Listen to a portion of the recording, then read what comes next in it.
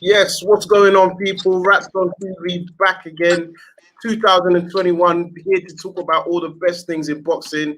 And as per usual, we're kicking the show off this year with a really special guest, a man that's been very active this year. I think it's 3 fights already. Big fight, well, 2 fights, big fight last weekend. A guy that keeps his fighters very active, and you can see by the name, it's Mr. Coach Larry Wade. How you doing, sir? Man, I'm doing great. Hey, thank you for having me, man. You're right. The year has been busy, and I'm sure the year has been busy for you as well, trying to stay healthy out there from COVID. But man, it's been going well. My athletes have stayed healthy for the most part, and we're just pushing forward.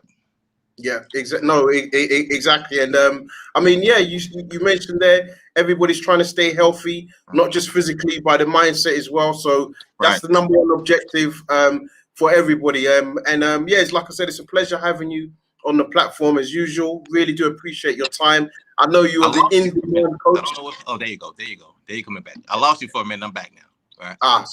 Sorry. I was going to say you're the in-demand coach. So yeah, it's always good to have you on the platform. Thank you. So I just want to, I think it's best place to start. Obviously Happy New Year, but last weekend we saw Caleb Plant fight. I think it's fair to say he put on a bit of a boxing clinic against Truax. I think he dominated the majority of the fight. Just looking back now, tell me your thoughts on the fight and the result overall. I thought Caleb did a wonderful job. He closed it out. I don't think the guy Truax won 1 minute of one round of the fight. He was definitely showing his dominance in every round. And in the first half of the fight, he did an amazing job as well. After the fight was over, he explained to me that his hand was hurt. I went over and I saw him, and his hand was really bad. But, it is what it is. Caleb's the kind of guy that no matter what adversity's put in front of him, he's going to fight through it. And he, based on me talking to him, he hurt his hand in the first, I think, third or fourth round. And he went the next 8 rounds fighting through it, still throwing it. So with that being said, most guys stop moving, stop using that hand, but not Caleb. So that being said, I thought he did a wonderful job. And the one thing that he displayed, which I want the whole world to understand, is what they say is the boxing science, or the science of boxing, is to hit and not get hit. Well, he clearly demonstrated that. And also, I think they said that he has the #1 defensive stats for super middleweight of not being touched. So if anything, if it shows you anything, and you go by the definition of what the boxing science is, and it's to hit and not get hit, he perfectly displayed that night. Yeah. I mean, I think it's definitely fair to say in terms of his skill set, what he brings to the ring, not just his IQ, his movement, his elusiveness. I think that was shown in abundance. I mean, when you look at the camp and you look at an opponent like Truax, what was the #1 thing? I won't say you was worried about. What was the one thing that you really wanted to impress, or you wanted to show the fans that Caleb could do during this fight?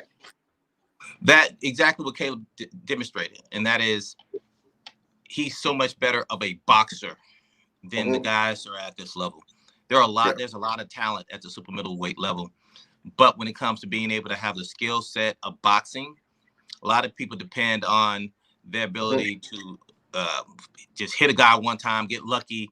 Well, in boxing, Caleb can actually do both.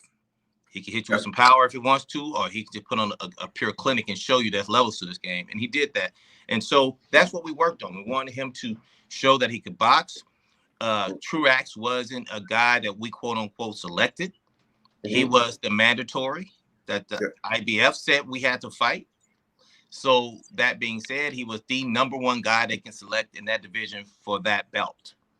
And he made it seem like he didn't even deserve to be in the ring.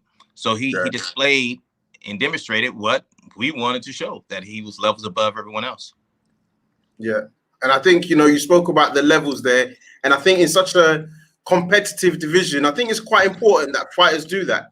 168-pound division is, if we're being honest, is littered with sharks. Caleb is obviously a champion, so he's a shark in his own right. But we've got obviously Canelo's is always being spoken about. Benavidez is constantly spoke about. Maybe even Daniel Jacobs. I don't know if he can make the weight, but he's a guy that could also be spoken about. I mean, for you, when you think about the year, this 2021 for Caleb, do you guys have discussions about who you would like to face next? What's the game plan in terms of opponents for 2021? Well, I have the easiest job. I don't have to be responsible for selecting who we're gonna fight. I leave that to the team to decide. They will ask me my opinion in regard to each fighter, but no, we would like to have Canelo next, but Caleb's the kind of guy that he believes he's a man on his own right and that he can eat off his own table. So he doesn't look on Canelo's table and say, hey, let me eat off your table and to feed myself. I can eat off my own table. So if the Canelo fight happens, which is what we like, great. He will show that he's a better boxer and he will go in there and put on a clinic. I'm betting on Caleb winning that fight. But if we don't get the Canelo fight, then we're gonna talk to the team again and see who they want us to fight next. And whoever that person is, I promise you he'll put on the same type of show. Yeah. Exactly. And I mean, one of the things you spoke about there, which I think is quite key, because my next graphic kind of speaks to that. You mentioned Caleb is a man that can put food on his own plate. We're looking at the numbers here from a viewership, 1.68. I think it peaked at 2 million. So it kind of shows that Caleb is for name-wise and as amongst the boxing fan is getting his recognition. I mean, I won't say how happy are you, but I mean, it must please you to know that, you're putting in the work. I think Caleb seems to be a gym rat. You're putting in the work, you're getting the performances, and now the fans, the wider boxing audience is starting to sort of take note. That must please you, right? Well, we're happy about it. That was always part of the plan. I guess the appreciation I have is understanding all the years and years of work that we put in when we weren't getting that attention, when we weren't on TV, when the money wasn't there. We put in that same type of work. We didn't change who we were. We didn't change what we did. We still had that vision then, and all the way to the bigger vision we have in front of us now. By no means have we reached where we want to go. None of the team is happy with where we are. We want to be better than that. We want to be dominant. We don't want to be forgot about in 3 years from now. We want to be talked about from decades to come. So there's so much more work that needs to happen in order for that to happen. We talk about someone like a Floyd Mayweather. Floyd doesn't have to fight for another 10 years, and we'll still be talking about Floyd. And if 20 years, it's 30 years, the same way we still talk about Muhammad Ali. So we want that type of legacy and respect, and it takes a lot of work under your, belt in order to do that, and so that's what we're looking for. Canelo kind of has done that himself, where he's taken upon himself to try to create his own legacy and make people remember him. And that's part of the reason why he's going after these belts now, to continue to cement himself into that legacy. But now you're in a division where you're coming for us. So that road's going to get a little harder. So you can guarantee that when it's time to go, we're going to be ready to go. Ain't no other way to do it. Yeah. No, absolutely. And I mean, you mentioned Canelo there. He seems to be a fighter that's going to be pretty active this year. The Yildirim fight has been announced. The Billy Joe Saunders fight has been announced. Now, I've got to say, Billy Joe Saunders versus Plant was always a fight I would have liked to have seen, just especially from the styles. I mean, looking at the Canelo versus Billy Joe Saunders, how do you see that fight playing out? Can I ask? Oh, Canelo's going to beat him, for sure. Canelo's going to beat him. What I've learned with watching Canelo, the type of fighters that he's fighting, a lot of these guys go into the ring already scared. They go in the ring already defeated mentally. There are not a lot of guys who step up and it's like understand and truly believe, not only as a person, but as a team, that they can win. We do. Caleb does. We totally believe that he can win that fight. We totally believe he will win that fight if Canelo takes that fight. I really do believe that. I said 3 years ago, when Caleb was like 14-0 or something at that time, that Caleb would be a world champion. And at that time, people questioned it. Well, he's a world champion. And it wasn't just my opinion. That Caleb told me before I had a chance to tell anybody else. He told me, Coach Wade, the reason you want to train me, because I'm going to be a world champion. And he has accomplished everything that he has said he's going to do. So I watched the kid's work ethic. I watched what we call in boxing that dog mentality. I've seen the kid work through injuries and issues that you guys never knew about. And he pulled it off. And nobody even second guessed it.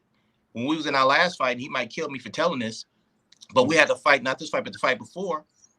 When we finished the fight and he put on a great show, closed it out, made them stop the fight.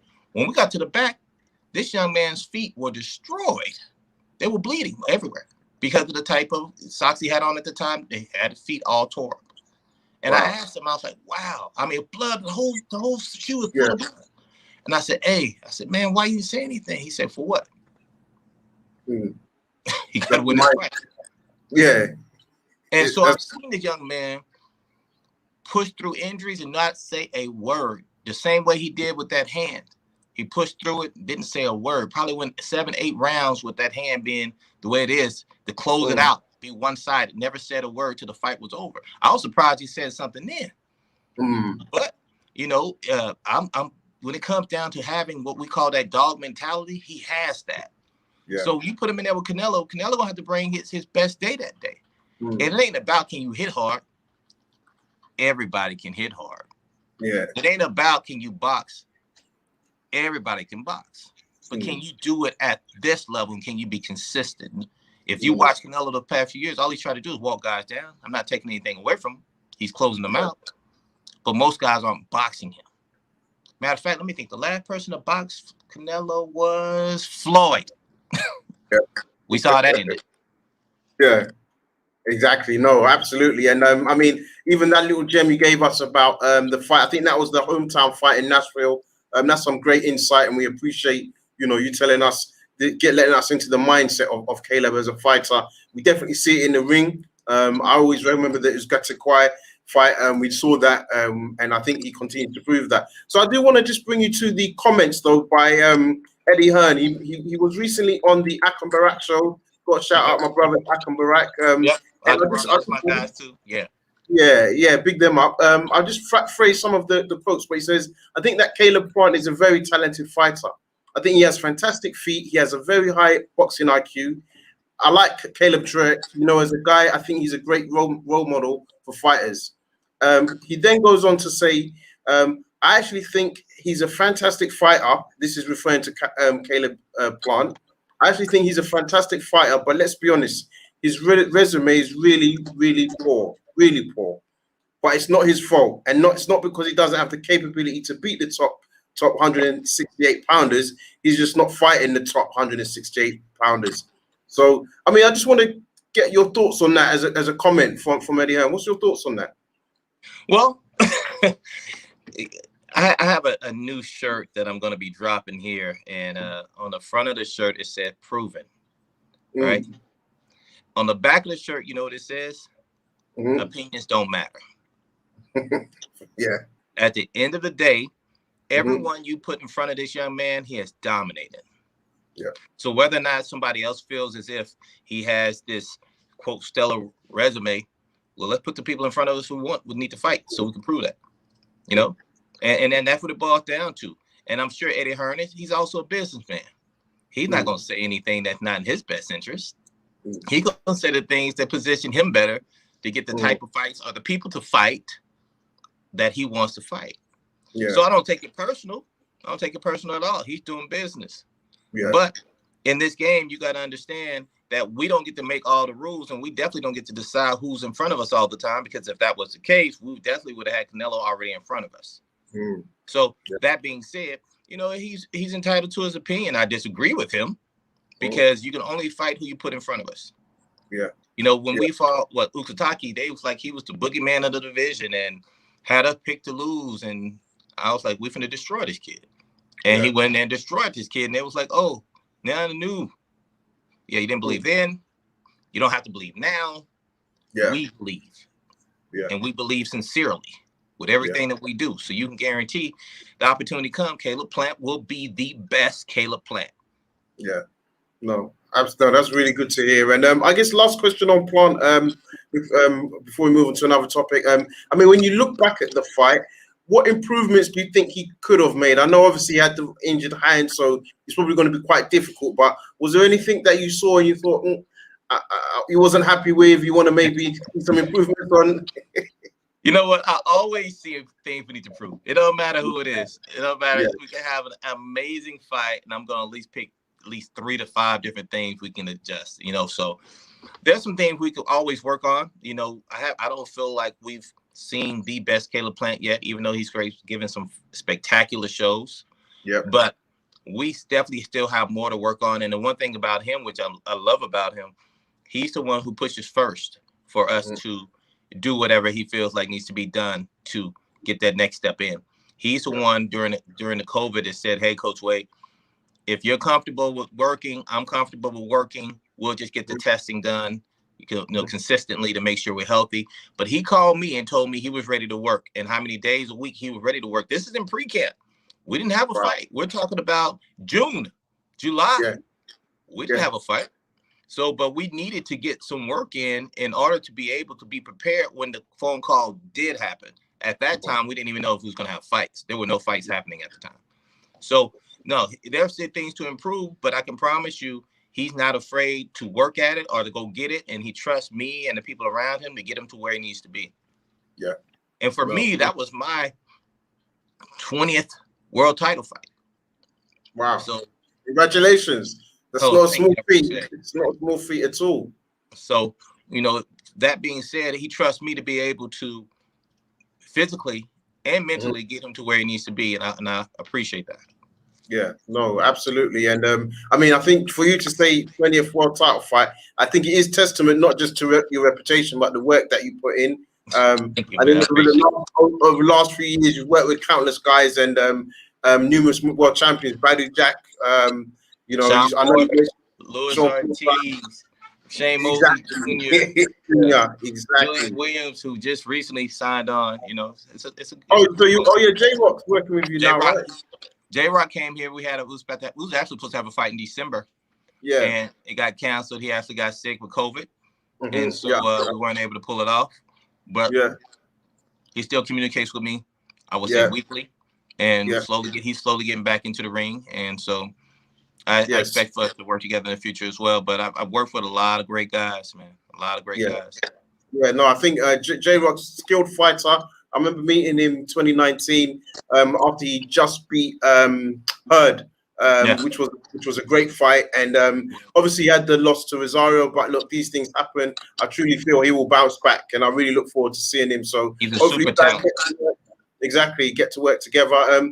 So I did want to ask you though on the Shawn Porter again. I think this year everybody wants to see the top guys face each other, and Shawn Porter seems to be I won't say the boogeyman because that's probably unfair, but he feels like he's hunting.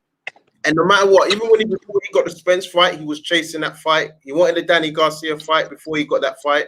Now he seems to be going for the Crawford fight. I mean, what's your thoughts on, or can you tell us anything that maybe is not in the public domain yet around whether that fight is a possibility? Well, look at it like this. It was rumored, and I want to make sure to put that in parentheses. It was rumored that Shawn Crawford was offered the Crawford fight. Well, Shawn Porter was offered the fight, but I heard that the money was low in comparison to Kell Brook. Yeah. And not to knock Kell Brook, but Kell Brook hasn't really been on top of the game over the last 2 years. Yeah. So you got the guy who's ranked #1 in 2 different governing bodies, WBC and WBO, ranked #1. I've been with Shawn now 8 years. We're still ranked #1 8 years later. Yeah. And you offer him less than you offer Kell Brook. Yeah. And I'm not knocking Kell. I'm not knocking him out. He's a great fighter. But we're trying to figure out, if you really want to fight, why aren't we making a legitimate offer for the fight to happen? And when the opportunities came up, or the ideas came up that Shawn being ranked #1 for WBC with Errol Spence, and then Shawn being ranked #1 at WBO against Bud Crawford, now you're in a situation where one of these fights need to happen. I'm willing to tell you, I believe that, both of those individuals, Errol Spence and Crawford, know that that's a hard-ass fight. Yeah. Shawn made that fight hard as hell for Errol. Yeah. And that was the hardest fight to this day that he has had. So I'm pretty sure he's not quick to want to jump back in there. Not to say he's afraid. He ain't afraid of anybody. No world champion is afraid of anybody. So I hate when people say that. But, he knows that's a task. And that's going to be a hard day. And I'm sure Bud feels the same way. I don't think he's scared of Shawn either. I don't think any of those guys are scared of each other.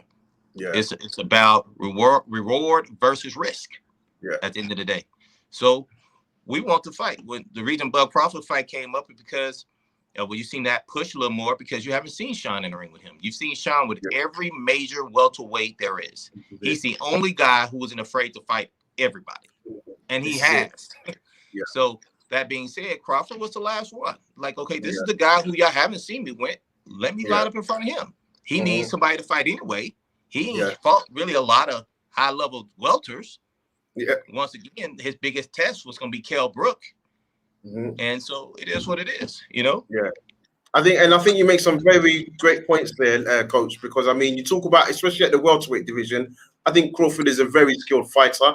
But you look at, let's say, the politics, that could be the opportunity to fight Porter, could be that excellent bridgeway into maybe fighting some of the other guys, because I think, you know, as you said, Porter's for everybody, win, lose, or draw. He's given them all the tough fights that they've really had, if we're being honest as well. To Garcia, Thurman, the Thurman fight was a classic. Again, Shawn Porter was a classic. Spence Jr., Brooks, Devin Alexander, Paulo Malignaggi. Even when you look at Ugas, and he won that fight. Now Ugas, what? Ugas champion. Exactly. So I think it's testament to what Shawn Porter brings. And as a boxing fan, I probably would like to see him fight Crawford, because I think that's a good barometer to see the pressure. Can Crawford take that pressure? Because I think he would never have faced anyone at welterweight like that. You know, you get what I mean? Oh, I absolutely agree with you. And also, let's be very clear. It's not just the fact that he hasn't faced anyone like that. There are not a lot of people like that at welter. Shawn is his own breed. He brings a certain level of heat and pressure to the game that most people don't see or even understand typically. And I think this last fight he had with Vermella, people expected to see that same type of fighter, but he wouldn't box this kid. And that's what we focused on for that whole fight.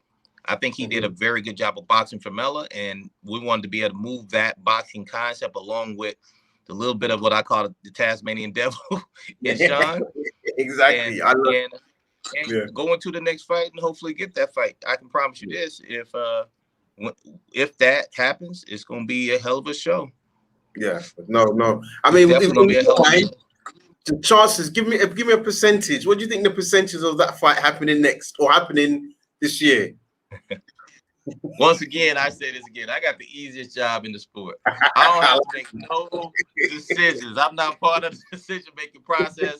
The only time they bring me in is when we're finalizing. They say, "Coach, what do you think about this?" And then I say my worst in. But by the time it got to me, it pretty much decided that's where we're going to go. They just wanted me to do the last little nail in the coffin type situation. So I couldn't give you a percentage of if that fight's going to happen, but I can say this. If they can get the business side of it done, I'm 100% sure Shawn Porter would take that fight. Absolutely. 100%. He has definitely voiced that he would take that fight. It just has to be right. Absolutely. And one fight I want to speak to you about, which is heavily rumored, it's none of your fighters, so it's more of just an opinion as a boxing commentator. These two heavyweights, Anthony Joshua versus Tyson Fury, heavily reported that fight could take place this year. What's your thoughts on that? How do you think that fight? You know something, right? Man, you know, you got two really, really, really good guys, man. Two really good guys who I respect. You know, I have a lot of respect for Anthony Joshua as a boxer and even as a person. I think that he's a gentleman in and out the ring. Tyson Fury is definitely a gamer. When it's time for game time, he's going to step up, and he knows how to do the psychological stuff too. He knows how to get in here really well. And so, and he's a decent boxer. You know, I'm not saying he's not bad. I think Anthony Joshua is a better technician, but it's going to come down to, in my opinion, who wants it the most and who's going to be the fittest. That's it. I mean, because it's one thing, and this is what I tell people all the time. It's one thing to get on the end of a Deontay Wilder punch and come up. That's one thing, because that young man, Deontay's power is still there. Don't ever get it confused. That opportunity come around, you're going to see it again. But you get a guy like Anthony Joshua who just brings it constantly. Power constantly. Pressure constantly. That'll slow a guy down. Got to make a Tyson Fury make adjustments that he may not typically want to make. When you can try to box a guy and have the outcome you had with a Deontay, it's totally different than you having to deal with some of that power and that size all the time. Anthony Joshua not coming in the ring 215, 220. He gonna come in there smooth 240, 250, if that. And he got to deal with a much bigger man. I think that's gonna come down to who wants it the most and how much Tyson Fury can endure, and if Tyson Fury can find a way to outbox him. But if you ask me to make a bet right now, I don't know, man. 50-50 if you ask me. But I will promise you this: no matter what it is, I'm paying for it. I'm gonna watch it.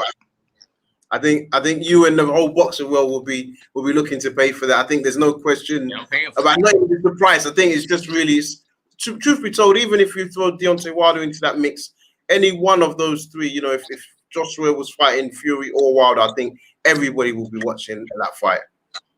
I tell you what, though, I really do believe that's a much harder fight for Anthony Joshua if Deontay Wilder's in front of him. Yeah. Why did you say that? I think it's a much harder fight. I think that Anthony Joshua, a lot of times, he allows openings. And what we've learned with Deontay, all he needs is one. Yeah. He get one open. One thing I learned in the Ortiz fight, working with Ortiz was beating him for all 6 rounds. Easily. Yeah, we spoke about that. Wasn't even close. Especially if needed that. The rematch. The rematch was I mean, he was killing them all 6 rounds, and then one opening, pop. Yeah. It was over. And I know that with Deontay, if he can sit there and box with Anthony Joshua long enough, I think he'll show him that opening, and it makes it harder to not deal with that. It's much harder for him. So I think that fight is a harder fight for him, Anthony Joshua, than it is Fury. Yeah, no, absolutely. I mean, great comments there. Plus, Fury has already done rounds with Anthony Joshua. They've already sparred a few times too. Yeah, I mean, yeah. There are rumors around the sparring. I'll be honest, I try not to pay attention to them because I just feel you don't know where a fighter's head is at on the day, where they're at in terms of the level of physicality. Of course, you know more than me, coach, but I try not to delve into like rumors of sparring because I think it's when the lights are on, that's when it really counts, of course, right? So yeah, but I think in sparring though, what guys do is they get a pretty good gauge of the other fighter in front of them. Yeah. So they got a feel for each other. They kind of know what some of the things this guy can do, some of the things this guy can't do. So that gives you a little bit more of a familiar understanding opposed to watching it on TV. Because a lot of times when you watch it on TV, you really don't see the speed until you're inside the ring. Yeah, that's true. That's a good point. So, and I just wanted to ask you before I let you go. You said you're working with Shane Mosley Jr. this weekend. So he's back on I say back on the scene, but he's looking to make a career again in terms of 2021 push on. I saw him in the Contender, done a great job. I was really watching that from the eyes over here. How are you finding working with him? Is this your first time working together? You know what? Believe it or not, I actually met Shane Jr. A few years back when Shane Sr. was getting ready to fight Mayorga again. And Kenny Porter was working with them. So I was in the camp with them. And so I met Junior then. And so with that being said, I told him then, hey, if you ever need my help, reach out to me. And he reached out to me a few years later. And I told him, I said, hey, well, if you ever get serious about this thing, come to Vegas and I'll work with you. Well, he moved to Vegas. And so right after the Contender, he moved to Vegas. Yep. And we started working together. And the first thing I did was find a trainer for him and got him a manager and got him a nutritionist. And I put all the things in place that he needs, that I feel like he needed to be successful. And so now we're 3-4 fights. This is our 4th fight, I think. So we've been quietly working. And I explained to him, if you just work and do the things I'm asking you to do, you'll put yourself in a position down the line to be successful. Because when you take those early losses, a lot of times, people don't want to give you a second, third chance, you know. So he took some early losses, but since then he had his nose down to the ground. He's been working his ass off. He's working with trainer Bones Adams at this moment. And so he has that going. He's working with Victory Sports, Michael Lenardi's group, as far as helping him get managed, and he signed with Golden Boy. So we have definitely been making some moves for him that have been in his best interest. I really see this young man. I mean, I saw him spar today. He looked amazing today. I mean, God, he looked great today. But I see this young man in the next year or two getting a title opportunity. You know, he, another fight or two, he fights for a title belt that can get him ranked. And then after that, 1 or 2 more fights, I could see him getting a world title chance. I mean, not only can he have the skill set and he has the look, but he also has, you know, the legacy of the name behind him to help push through, which I think will help. Yeah, absolutely. And will he still be competing in junior middleweight? He was junior mid. I'm gonna keep that one. All right, cool. You know, we're working on a few things. Don't be surprised if you see us in some other divisions along with, you know, middle for sure. Yeah. So don't be surprised. We're not gonna be super middle though, but don't be surprised if you see us in, you know, middle to super welter. You never know. Yeah. All right. No, that's good. That's good to hear. And listen, Coach, before we go, we just want to say thank you for your time. It's been a pleasure to be boxing with you. Just let everybody know where they can find you, your social media handles, and where they can follow your progress. Hey, listen. First of all, thank you for having me. And I love your show. For everybody who would love to support me, I would love for you to support me. You can find me at Coach Larry Wade, everything. Coach Larry Wade, everything. And if you forget that, just Google I Build Champions. I Build Champions. I'll be sure to put both of those links on the YouTube video. Thank you guys for everything. No, appreciate that. So listen, good luck this weekend. Come in. Appreciate your efforts as always, and look forward to seeing you working with more fighters throughout the year. Thank you, sir. You guys have a blessed one. Same to you as well. Thank you very much, bro. Cheers. Take care. Bye-bye.